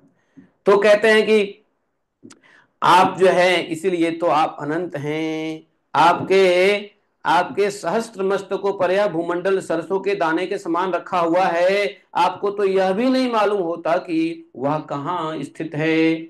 जिनसे उत्पन्न हुआ मैं अहंकार रूप, जिनसे उत्पन्न हुआ मैं अहंकार रूप और त्रिगुण में तेज से देवता इंद्रिय और भूत रख की रचना करता हूं। वे विज्ञान के आश्रय ब्रह्मा जी भी आप ही के महत्व संज्ञक प्रथम गुणमय स्वरूप हैं। महत तत्व नाम का प्रथम गुण में महत तत्व बना, तो प्रथम क्या क्या आया ब्रह्मा जी। तो बोले कि आप के ही महत तत्व संज्ञक प्रथम गुण में स्वरूप ब्रह्मा जी हैं। हे महात्मन, महत तत्व अहंकार इंद्रिय अभिमानी देवता, इंद्रियां और पंचभूत आदि हम सभी डोरी में बंधे हुए हैं। और डोरी में बंधे हुए कैसे हैं? पंछी के समान आपकी क्रिया शक्ति के वशीभूत रहकर आपकी ही कृपा से इस जगत की रचना करते हैं। सत्वादि गुणों की सृष्टि से मोहित हुआ यह जीव आपकी ही रची हुई और कर्म बंधन में बंधने वाली माया को तो कदाचित जान भी लेता है, किंतु उससे मुक्त होने का उपाय उसे आसानी से नहीं मिलता है। इस जगत की उत्पत्ति प्रलय भी आपके ही रूप हैं। ऐसे आपको मैं बार बार नमस्कार करता हूँ। तस्मै नमस्ते विलयोदयात्मने। देखा, ये प्रार्थना है शिव जी का शंकरशन भगवान के लिए, जो शंकरशन भगवान इला व्रत में प्रिजाइडिंग डीटी है। समझे? तो अब हम लोग आज के लिए इतना ही।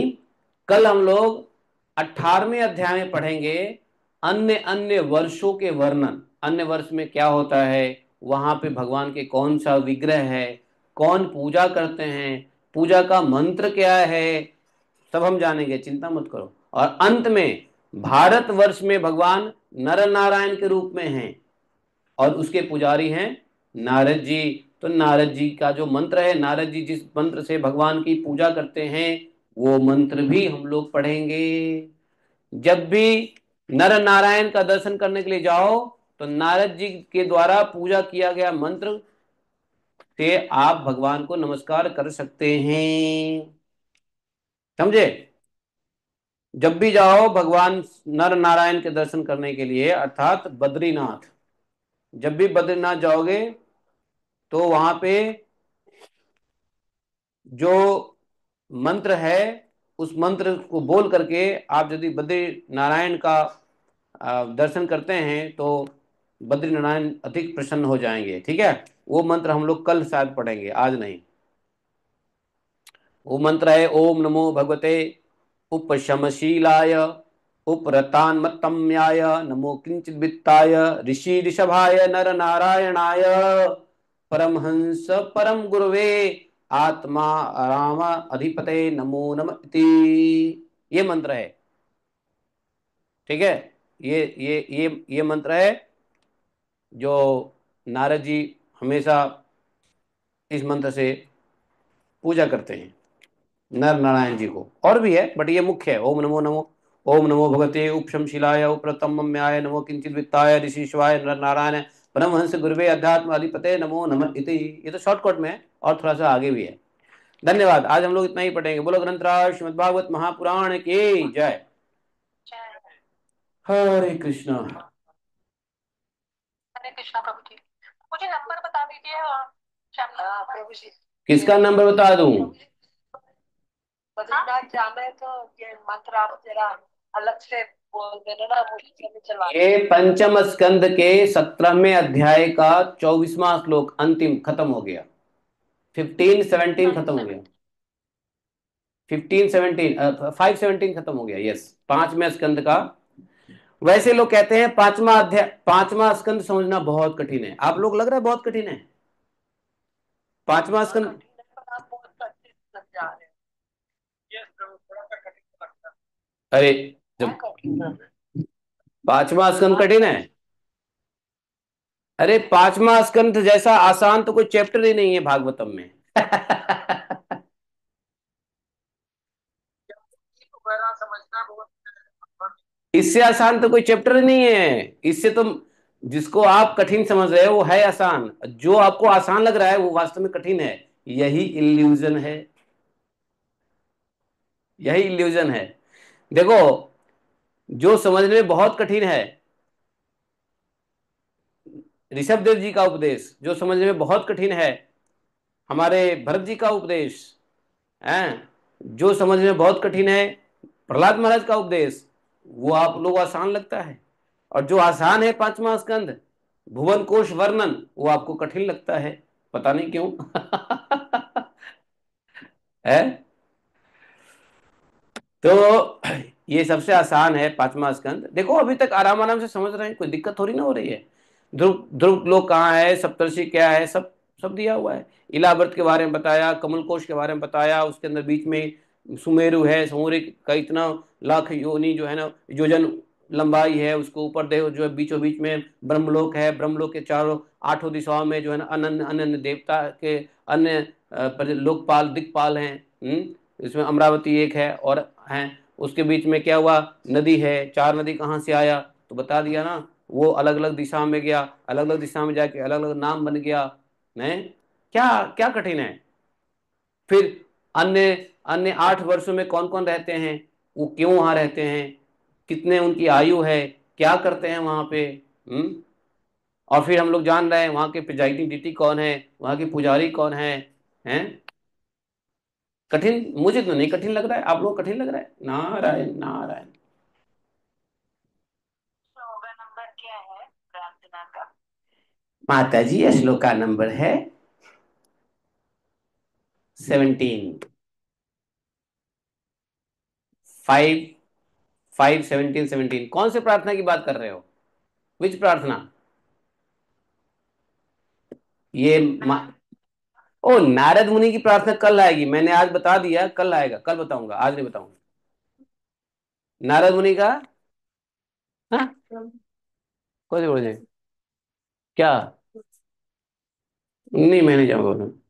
तो चलो अश्लोका नंबर पूछते हो तो मैं बता देता हूँ। अश्लोका नंबर है पांचवें स्कंद के 18वें, 5, 5, नोट कर लो। आ, ये हाँ, 5:19, shloka number 11 to 15। Shloka number 11 to 15, 5:19 का है ये। पंचम स्कंद 19वां अध्याय। हम लोग कल आएंगे 18वें अध्याय में, ठीक है। बोलिए ग्रंथराज श्रीमद् भागवतम की जय। एकम शास्त्रम देव की पुत्र गीतम, एको देवो देव की पुत्र एव, एकम मंत्र शतश नमानि यानि कर्मापि तस्य देवस्य सेवा। तमेव माता च पिता तमेव, तमेव बंधुश्च सखा तमेव, तमेव विद्या द्रवणम तमेव, तमेव मम सर्वदेव देवः। कृष्णाय वासुदेवाय हरे परमात्मने प्रणतक्लेशनाशाय गोविंदाय नमो नमः। हे कृष्ण करुणा सिंधु दीनबंधु जगतपते, गोपेश गोपिका कांतम राधा कांतम नमोस्तुते। तप्त कांचन गौरांगी राधे वृंदावनेश्वरी विश्वानुसुते देवी प्रणमामि हरिप्रिये। वाञ्छाकल्पतरुभ्यश्च कृपा सिन्धुभैव च पतितानां पावनेभ्यो वैष्णवेभ्यो नमो नमः। जय श्री कृष्ण चैतन्य प्रभु नित्यानंद श्री अद्वैत गदाधर शिवासादि गौर भगविंदा। हरे कृष्ण कृष्ण कृष्ण हरे हरे, हरे राम राम राम हरे हरे। जायति अधिकं जन्मना व्रज, श्रयत इंदिरा शाश्वतत्रयी। दयितदृश्यतां ऋक्षुतावका, त्वयिदता सवा त्वं विचिन्वते।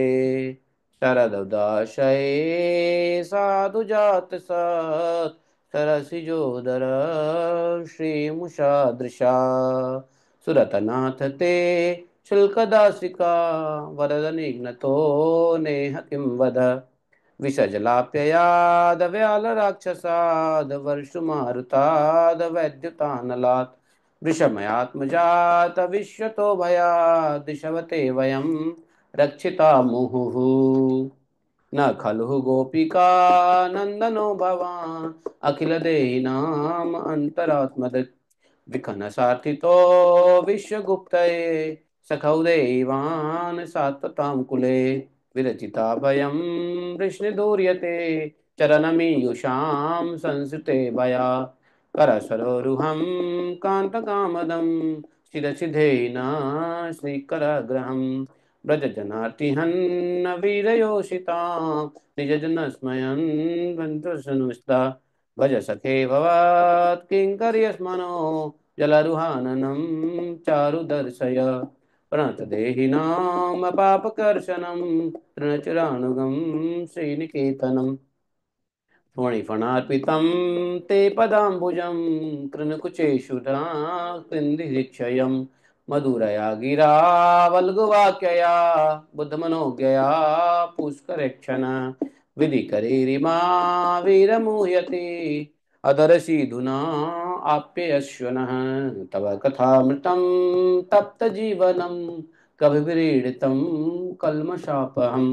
श्रवणमङ्गलं श्रीमताततं भुवि गृह्णन्ति ते भूरिदा जनाः प्रहिषितं प्रिया प्रेमवीक्षणं विहरणं च ते ध्यानमङ्गलं रहसि संविदो या हृदयस्पृशः कुहकनो मनः क्षोभयन्ति चलसि यद्व्रजान् चारयन् पशून् नलिनसुन्दरं नाथ ते पदम् शिलतृणाङ्करैः सीदतीति न कलिलतामनः कान्त गच्छति दिनपरीक्षये नीलकुन्तलैः वनरुहाननं बिभ्रदावृतं घनरजस्वलं दर्शयन्मुहुः मनसि न स्मरं वीरयक्षसि प्रणतकामदं पद्मजार्चितं धरणिमण्डनं देयमापदि चरणपङ्कजं सन्ततं च ते रमणनास्तने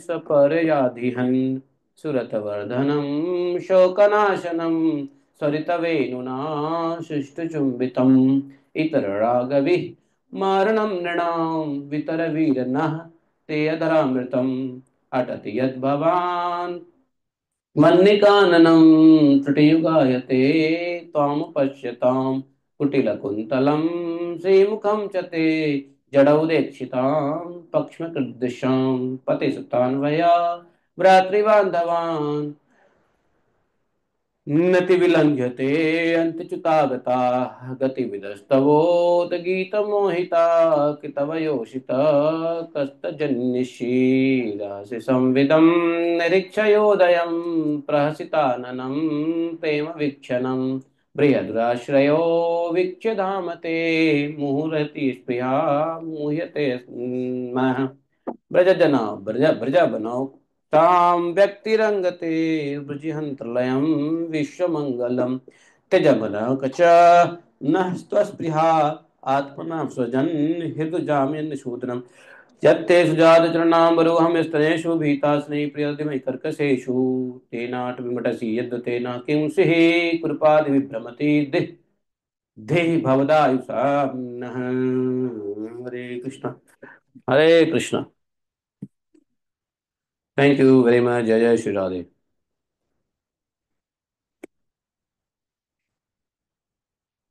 प्रभु हाँ। क्वेश्चन थे प्रभु। हाँ बोलिए बोलिए बोलिए बोलिए माता जी बोलिए। बहुत बेसिक था क्वेश्चन प्रभु। प्रभु एक्चुअली हमें कृष्ण बोलना चाहिए या कृष्णा बोलना चाहिए या कृष्ण बोलना चाहिए? प्रोनाउंसिएशन क्या है? बेसिक है but very powerful effective question है, ऐसा नहीं है। तो ऐसा है, देखो जो लोग संस्कृत जानते हैं या जो लोग हिंदी के वर्णमाला जानते हैं उसमें क्या होता है, त थ द ध ण। तो वो कृष्ण में तवर का अंतिम शब्द है। जैसे आप आपको हिंदी मालूम है ना, क वर्ग, च हाँ। वर्ग, ट वर्ग, तवर्ग, अट्टवर्ग। तो क वर्ग है पांच, च वर्ग है पांच, त वर्ग है पांच। तो त थ द ध ण। तो तवर्ग का पांचवा शब्द है कृष्ण। तो न है ण। न, नो भी नहीं, न भी नहीं है, ना नहीं है, न भी नहीं है। तो क्या है, ण, कृष्ण। सादा में तो ना आता है, वो तो टा ठा डा ढा ना आता है। टा है टा में आता है, तो ना। त थ द ध ण। नहीं प्रभु जी, टा ठा डा ढा ना, ता था दा था ना। अरे टाटा टाटा क्या बोल रहे हो, एक ही है, त है। कौन सा वर्ग बोल रहे हो? तवर के अलावा कौन सा वर्ग है जिसमें ण आता है? था दादा ना पापा मामा माँ अरे यारा लावा साशा कहा टवर्ग और टवर्ग, ट ठ ड ढ ण। हाँ प्रभु जी टा में आता है, वो जो आप जो बोल रहे हैं ता था दा था ना, वो तवर्ग है। नहीं नहीं नहीं। ये जो हाँ तो कवर्ग चवर्ग तवर्ग टवर्ग, तो कृष्णा वर्ग टवर्ग का पांचवा अक्षर है। प्रभु जी सेकंड वाले का ना का था गा गा ना टा था डा ढा ढा, दूसरे वाले का टी, पहला कवर्ग है चलो चलो दूसरा इंग्लिश हो में, जाएगा इंग्लिश में सुनो, हाँ, इंग्लिश में सुन लो, इंग्लिश में सुन लो। T, T H, T T H, D D H. सीधा प्रभु जी हो जाएगा। तो इसलिए तो कह रहा हूं अंग्रेजी में तो भी टी आता है, तो भी टी आता है। तो इसलिए मैं संस्कृत में बता दूं आपको, ये ऋणा है, ऋणा, ऋणा, ऋणा, कृष्ण, समझे? हाँ टणाना, तो कृष्ण। हाँ सेकंड वाला तो कवर्ग वो, और तो इसलिए ना तो कृष्णा है, कृष्णा भी नहीं है, कृष्ण है, कृष्ण। हरे कृष्ण हरे कृष्ण कृष्ण कृष्ण हरे हरे, हरे राम कृष्ण कृष्ण कृष्ण हरे कृष्ण। लेकिन एक बार बताऊं दिव्या माता जी, आपको एक बार बताता हूं, आप शब्द के चक्कर में मत पड़ो, क्योंकि भाव बहुत इंपॉर्टेंट है। और कृष्ण इतने टेढ़े हैं, वैसे ही नाम टेढ़ा है। तो कृष्ण को भाव से ही पकड़ो, नाम से पकड़ोगे तो ब्रह्मा जी भी ना पकड़ सके कृष्ण को। कोई संत महात्मा कृष्ण को ना प्रभु पकड़ सके। अभी अभी शिव जी क्या बोले? शिव जी बोले भैया मैं देवता, और यहां तक कि ब्रह्मा जी जो प्रथम महतत्व है, वो तो आपको जान ना सके। वो तो आपके नाम, ब्रह्मा जी भी कृष्ण के नाम को न उच्चारण कर पाते हैं। तो इसलिए भाव पकड़ो। जैसे सिया राम, वहां सीताराम है लेकिन सिया राम है, तो तुलसीदास जी ने कहा ओके है, okay no problem. Siya Sita ji का नाम नहीं है, लेकिन भक्त लोग भाव से सिया को इंडिकेट करते ही, सीता को इंडिकेट करके सिया बोलते हैं, इसलिए सिया एक्सेप्टेबल है। अगर कोई मान लो किसी व्यक्ति को नहीं बोलने आता है, लेकिन वो उसका भाव कृष्ण है, लेकिन कृष्ण कृष्ण कृष्ण कृष्ण हले हले हले लाम हले लाम लाम लाम हले हले लाम बोलेगा, लेकिन राम ही इंडिकेट होगा, फल उसको राम बोलने का ही मिलेगा। इसलिए कोई चिंता की विषय नहीं है, आप लोग कंफ्यूज मत हो जाओ इसके चक्कर में, पूरी दुनिया कंफ्यूज है। कृष्ण बोले, कृष्ण, कभी कभी तो लड़ाई हो जाती है। पता है क्या? कीर्तनिया, एक जगह कीर्तन हो रहा था, एक भक्त आकर के कहता है तुम लोग गलत बोलता है, कृष्ण कृष्णा नहीं है, कृष्णा कृष्णा करता है, गलत बोल रहा है। आके लड़ने लग गया। हाँ कृष्ण है, कृष्ण है, लाओ मैं सही से कीर्तन करता हूं। मैं पहुंचा वहां पे, हमने देखा ये लोग लड़ रहे हैं। हमने कहा ए भाई तू काहे को लड़ रहा है भाई? कहता ये गलत लोग पढ़ रहे हैं। अब वो एक्चुअली ब्रजवासी था, ब्रजवासी था वो। एक कृष्ण का नाम गलत ले रहा है, हमने, तू बता कृष्ण का नाम कैसे लेंगे? तो कृष्णा तू करके दिखा जरा, कीर्तन करके दिखा। अरे कीर्तन में पद को जोड़ने के लिए आ ही जाता है वॉवेल्स। वॉवेल्स, कृष्ण कृष्ण बोलोगे तो सिर्फ कृष्ण बोलोगे, लेकिन अगर आपको हरे कृष्ण महामंत्र का कीर्तन करना है तो उसमें आकार आकार आ ही जाता है। विदाउट वॉवेल के कंजुगेशन से आप सॉन्ग नहीं बना सकते, कीर्तन नहीं बना सकते। अब उसको कौन समझा इस बात को? लेकिन फिर हमने सोचा देख भाई, भाव का खेल है, ठीक है, ये ज्यादा वर्ड शब्द मत जा। और तू कृष्ण के पीछे पकड़ रहा है, ब्रह्मा जी ना पकड़ पाए कृष्ण को। तो इसलिए इस कंफ्यूजन में मत पड़ो, बिल्कुल भी मत पड़ो आज के बाद दिव्या माता जी, इस कंफ्यूजन में। जस्ट भाव पकड़ो, है कि और नहीं? राम का भी प्रभु यहाँ पे ना साउथ में बहुत रामा, सब रामा बोलते रामा, हैं। हाँ हरे हाँ रामा हरे कृष्णा, कोई बात नहीं है, सब ठीक है। साउथ में रामा बोलते हैं, रामा भी भगवान ही है, कोई बात नहीं है, नथिंग। मैंने क्या बोला? नॉर्थ में सीता को सिया बोलते हैं, साउथ में राम को रामा बोलते हैं। तो नॉर्थ वाले लड़ेंगे, साउथ वाले कहेंगे तू सिया क्यों बोल रहा है, नॉर्थ वाले कहेंगे तू रामा क्यों बोल रहा है, लड़ो आपस में।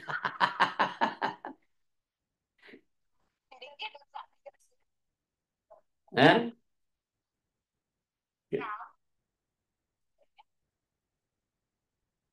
तो सही है।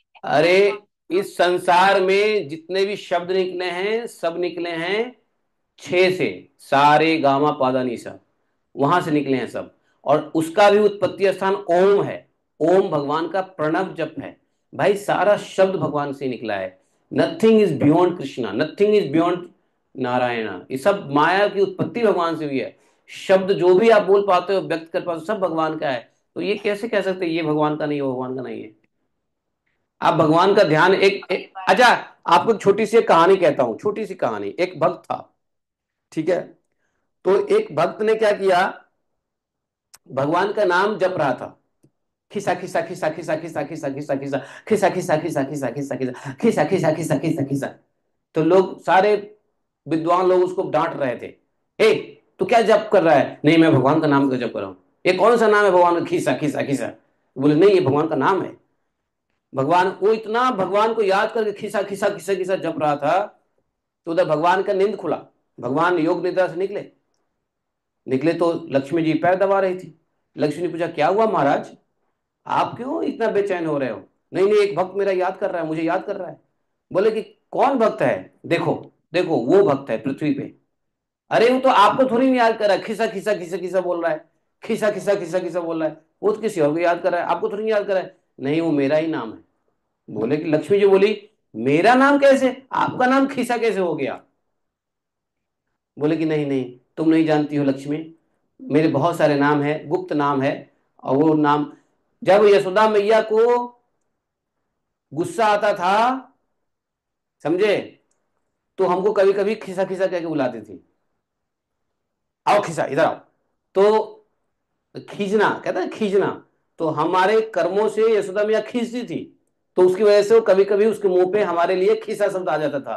ये भक्त खिसा खिसा बोला है, यशोदा मैया का दिया हुआ नाम है ये, इसलिए यही मेरा नाम है। अब इस कहानी का मोरल स्टोरी क्या है, बोलो, समझिए मोरल स्टोरी। आप भगवान को हृदय से याद करके कोई भी नाम ले लो, भगवान अपने आप को उस नाम में फिट कर देंगे। भावग्राही जनार्दन। भावग्राही जनार्दन, यस। आप भाव से भगवान को पुकारो ना, बाकी शब्द का छोड़ो ना। शब्द तो बनता और बिगड़ता रहता है। शब्द तो एक जाल है। शब्द को जाल कहा गया जिसमें आदमी फंस जाता है। इसलिए आज के बाद से ऐसे प्रश्न पे ध्यान ही मत देना, कृष्ण है, कृष्णा है, क्या है, राम है, रामा है। Forget it.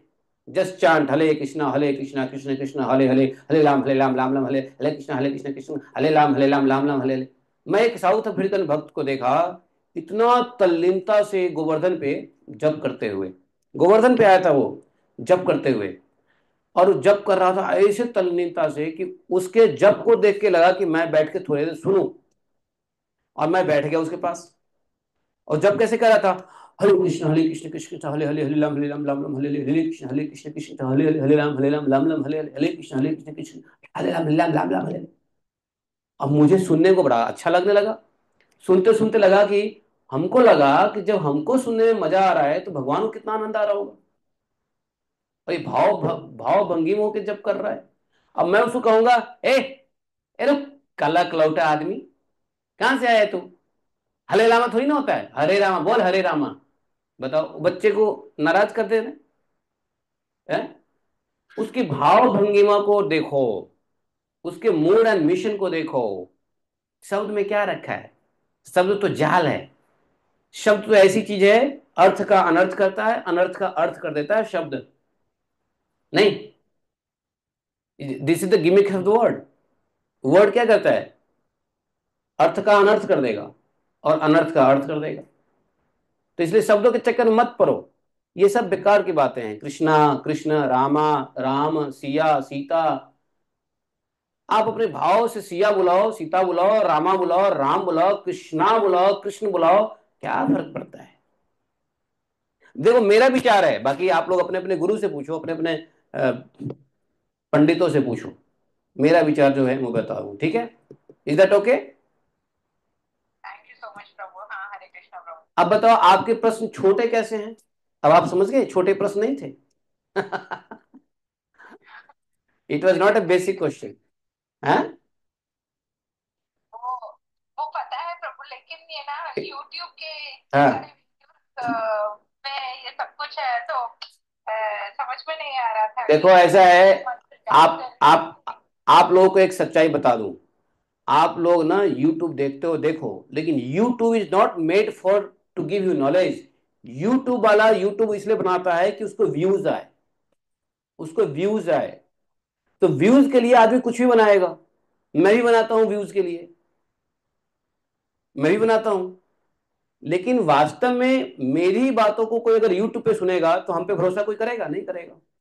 वैसे ही आप यूट्यूब की बातों के पीछे क्यों जाते? यूट्यूब पे तो यूट्यूब यूनिवर्सिटी तो बेकार है, मतलब ठीक है, लेकिन क्यों इतना दिमाग लगाना? क्योंकि यूट्यूब आपके उद्देश्य, आपके कल्याण के लिए कोई भी नहीं वीडियो बनाता है माता जी। None of the people makes video for your कल्याण। वो सब अपने व्यू के लिए बनाते हैं, यूट्यूब से पैसा कमाने के लिए बनाते हैं। समझ गए? और जिस, मान लो ज्ञान सही दे रहे हैं लेकिन उद्देश्य क्या है? पैसा कमाना। ज्ञान सही दे रहे हैं लेकिन उद्देश्य क्या है? तो कहते हैं ना, प्योर दूध में अगर सांप मुंह मार दे तो दूध कैसा होता है? ज्ञान प्योर है लेकिन उसके अंदर में वासनाएं छुपी हुई है। तो यूट्यूब से जो नॉलेज लोगे ना, वासना पूर्ण नॉलेज होगा। यूट्यूब से जो भी ज्ञान लोगे, वासना से भरा हुआ ज्ञान रहेगा। क्यों? क्योंकि ज्ञान तो प्योर है लेकिन उसमें सांप का वो लग गया, मुंह लग गया है? अभी भी दूध व्हाइट ही दिख रहा है, पहले जैसा दिख रहा था। ज्ञान यूट्यूब पे वैसा ही दिखेगा जैसा शास्त्र में दिखता है, लेकिन असर उसका नहीं होगा। क्यों? क्योंकि उसके अंदर वासना रहती है। उसके अंदर यूट्यूब बनाने वाले अपनी वासना डालते हैं कि मैं ऐसे बनाऊं, ऐसे बोलूं, ऐसे लाइटिंग कैमरा, ज्यादा से ज्यादा लोगों के पास वायरल होगा, वायरल हो जाऊं। उसमें वायरल होने की वासना है, अधिक से अधिक व्यू देखने की वासना है कि यूट्यूब से पैसे कमाऊं उसकी वासना है, मैं प्रसिद्धि पाऊं उसकी वासना है, उपाधि की वासना है। बताओ, ऐसी वासनाओं से ज्ञान लोगे क्या सीखोगे? Understand what I am trying to say? YouTube के नॉलेज से क्या लोगे? इसलिए गुरु की जरूरत है ऑलवेज। यूट्यूब से, YouTube cannot replace the guru. इसलिए जरूरी है सत्संग में बैठो, जहां पे लाइव चल रहा है, भक्तों के बीच चल रहा है, शास्त्र सामने है, पुस्तक सामने है, वहां से बचो बात। और जहां पे लस्ट नहीं है, जहां पे ग्रीड नहीं है पैसे कमाने की, फेमस होने का, उपाधि ज्ञान लेने का, यहाँ पे कोई लस्ट नहीं है। क्यों? अब जैसे मैं वीडियो डालता हूं, मैं वीडियो इसलिए नहीं डालता हूं कि व्यू बने, भाड़ में जाए व्यू बने नहीं बने, है ना? कितने लोग देखे ना देखे कोई, हम तो किसी वीडियो में हार्डली बोलते हैं कि लाइक सब्सक्राइब कर लो। मैं नहीं बोलता ज्यादा, मेरे को आप बोलने की आदत भी नहीं है कि नहीं? तो ये लाइक सब्सक्राइब क्या है? इसलिए टेक्नोलॉजी को उतना ही तक यूज करो जहां तक आप दूध निकालो पानी छोड़ दो। तो ये सब झंझट पानी है, वहां से दूध निकालो, बस खत्म कहानी। आप समझ गए? यूज टेक्नोलॉजी, बट देन उसमें से दूध निकालो, पानी छोड़ दो। पानी तो इतने पानी मिलावट आएंगे ना कि परेशान हो जाओगे। यूट्यूब यूनिवर्सिटी में, व्हाट्सएप यूनिवर्सिटी, यूट्यूब यूनिवर्सिटी, सारी यूनिवर्सिटी फेल है, ऑक्सफोर्ड फेल है यूट्यूब यूनिवर्सिटी के सामने। है कि नहीं? लाइब्रेरी लाइब्रेरी रो रहा है, आज की डेट में लाइब्रेरी रो रहे हैं। क्यों? भैया मेरे को कोई पढ़ने वाला नहीं है। लाइब्रेरी रो रही है, चिल्ला रही है, कह रही क्यों रो रहे हो? कोई पढ़ने वाला नहीं है, लाइब्रेरी का सारा ज्ञान यूट्यूब पे आ रहा है। पुस्तकें रो रहे हैं, कोई पुस्तक नहीं उठाता है, यूट्यूब में देखता है। बताओ, ये सारी पुस्तकें रोते हैं, सारा ज्ञान यूट्यूब में है, हमें कोई नहीं खोलता। बताओ। Thank you very much. Hare Krishna, जय श्री राधे।